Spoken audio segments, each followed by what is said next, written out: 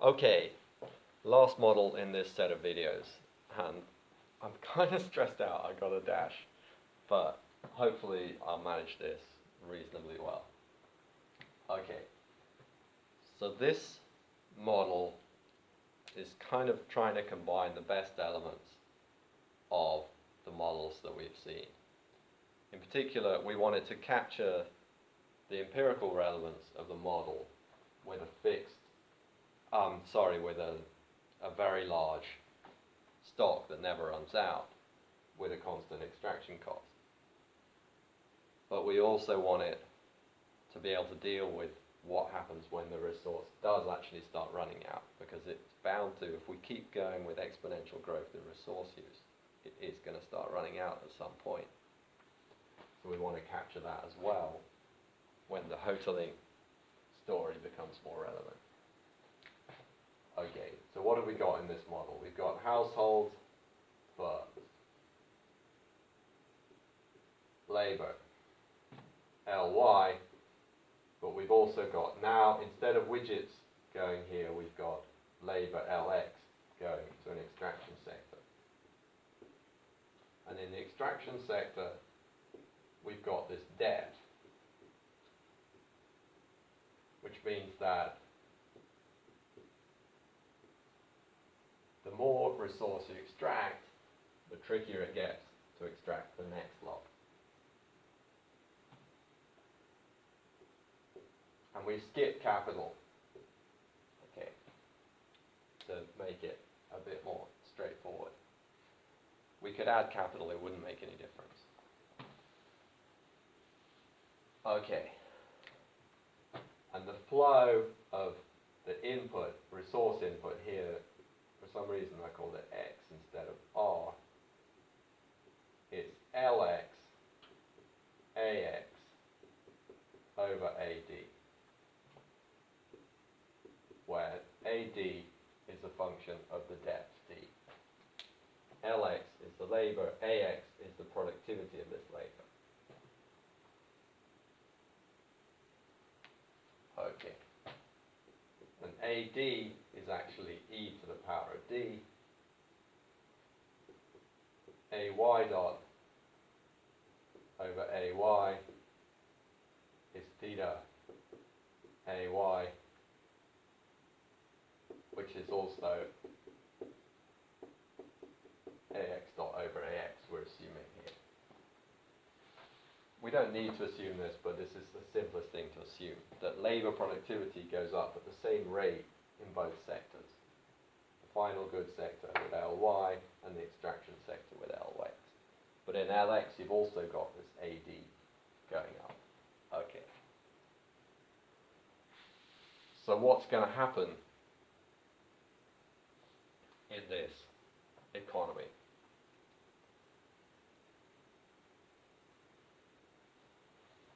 Let me have a think what to talk about next. Okay, yeah, there's one important thing I didn't mention, which is phi, which is a parameter for the sort of surface area of the resource at any given time, and it's actually constant in this basic model. Okay.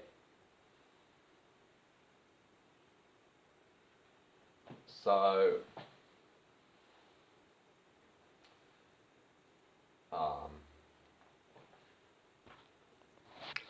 okay, I'm just trying to decide what to go through and what not to go through.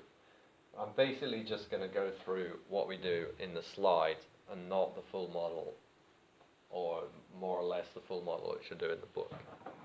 Okay, so what the slides say is, assume a primitive economy in which AY is very small. What happens?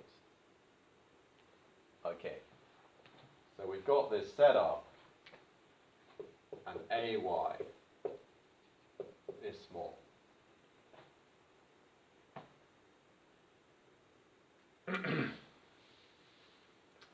So, what does that tell us? We've got that Y is AY Ly, the 1 minus alpha times x to the alpha. I should have written that down before, sorry. So we've got no capital anymore in the production function. It's effective labour and the resource input. If AY is very small, I guess I should have said that AX is small as well. Okay. If AY and AX are very small, then clearly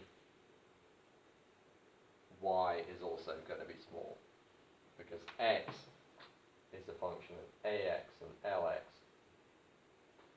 and AD. Yeah, so actually we want AX over AD should be very small. Yeah.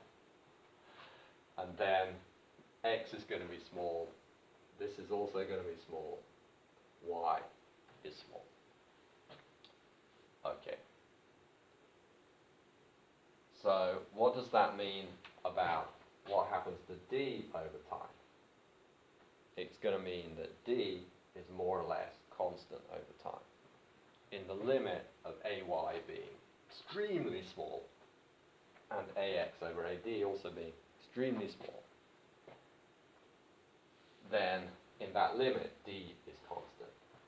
Okay. So D is approximately constant. So what happens when D is constant? Then we're basically in our first model. No, our second model, with the abundant resource with a fixed extraction cost. Let's have a look at that in a second. Okay, so let's assume the existence of a balanced growth path with constant D. What's that path going to look like? So we can straight away say that y dot over y, if we've got the hang of this, is 1 minus alpha theta, we'll just call it theta, or no, theta ay, plus 1 minus alpha ly dot over ly, which is just naught, plus alpha x dot over x. Okay, and then if we go to, so we could do this in different ways. If we do it the same way as before and say that pi of this guy is y minus WL Ly minus WX x, and then take the first order condition in x, we get dy dx, which is alpha y over x equals Wx. And if we take the first order condition in Ly, we get that 1 minus alpha y over Ly is WL. Okay. Okie doke. But on a balanced growth path, Ly and Lx must be constant. If we're shifting labour between the sectors, that can't be balanced. Okay. So that means that WL, the wage, is growing at the same rate as Y.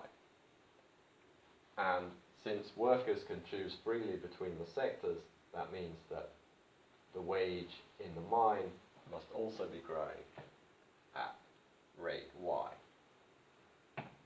Which means, if you think about the production function for X and that AD is constant, it means that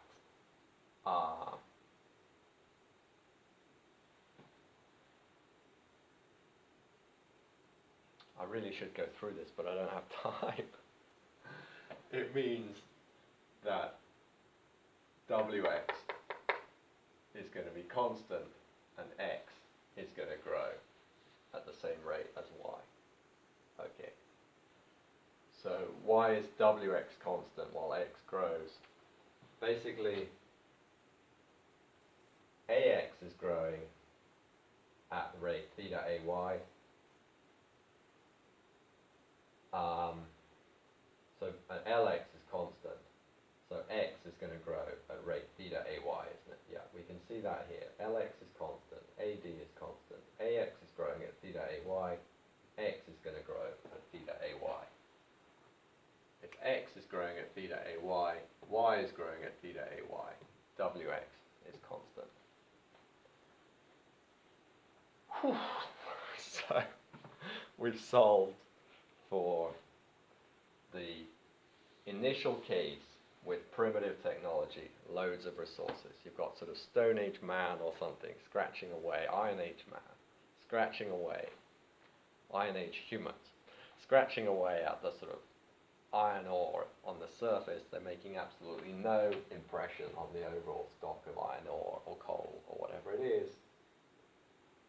But as their technology improves, they extract more and more.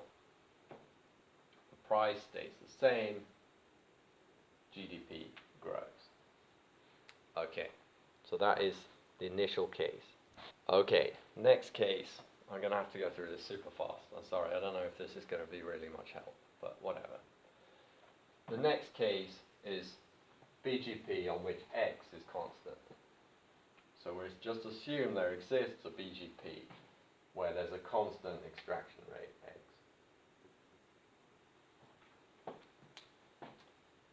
What must that BGP look like? So we can say straight away from what we worked out before, if x is constant, Wx dot over Wx must be growing at theta, or theta Ay, whatever, this growth rate of productivity from this, right?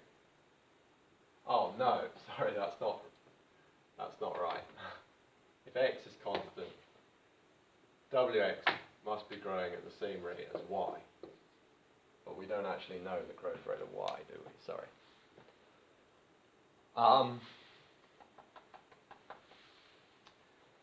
But we need a link between x and d. Without going into too much detail, it turns out that the growth in d, not the growth rate, the growth is just x over phi. So if you extract a quantity x over phi, or at the rate x over phi, d increases at that rate. So phi is the surface area here, so the bigger that is, the slower the increase in d. Yeah? And the bigger x is, the faster the increase in d. And from that we can show that the growth rate of AD is actually x over phi. I'm not going to go through that. It's very straightforward, but I'm not going to go through it because I don't have time. Okay. So if x is constant, then AD, the depth, is growing at a constant rate. And remember, we've got x is Lx Ax over AD. Lx has to be constant on balanced growth. Ax is growing at theta. X is constant, so then we know that AD has to grow at theta. So AD dot over AD equals theta. So there's a very specific extraction rate which gives balanced growth. Okay, there's not just any old extraction rate, it has to be theta times phi. Okay. And given that extraction rate, Ax and Ad grow at the same rates, x is equal to Lx constant and given the constant input of the resource, Wx will grow at the growth rate. And now we're kind of similar to the land case, aren't we? There's going to be a slight break on the growth rate due to the fact that x isn't increasing. But it's not going to be a massive effect because this alpha is fairly small here, like 3%, 5%, if we think of this as energy inputs. So this is a phase when the depth is increasing.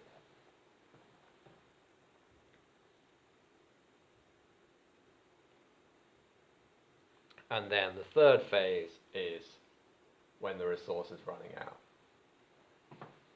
And again, this one it's conceptually tricky, but the math is kind of easier. When the resource is running out, we switch into a kind of Hotelling phase. And the depth is constant, because when it's running out, we're kind of scraping the barrel, and the depth stays the same. Okay, so AD is constant again. But now the resource is running out, and we have the scarcity rent kicking in. And we know that when the scarcity rent dominates, the resource price is going to grow at the interest rate. Because ultimately, as this gets incredibly scarce, the cost of sending one down there to get it up, some people down there to get it up, is nothing compared to the scarcity rent. So ultimately, the price is going to be pure scarcity rent, and it's going to grow at the interest rate, which then tells us from this that x has to decline. It's this y dot over y. What do we have? If we rearrange this again, we have x is alpha y wx to the minus 1, x dot over x is y dot over y minus wx dot over wx, which is rho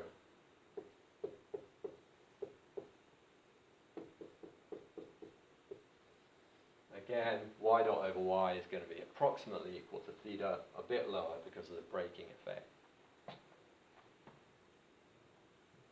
Rho is bigger than theta, so x dot over x is negative. There's a decline in the rate of resource use, an exponential decline. We're gradually scraping out the barrel, and the amount we extract goes down and down. So this model is kind of nice because it can capture what's happening today, and then it can make predictions about what might happen in the future for some vaguely realistic way of thinking about resource stocks. Okay, so initially the resource is abundant, extraction cost stays the same, extraction increases exponentially. Gradually depth starts to increase.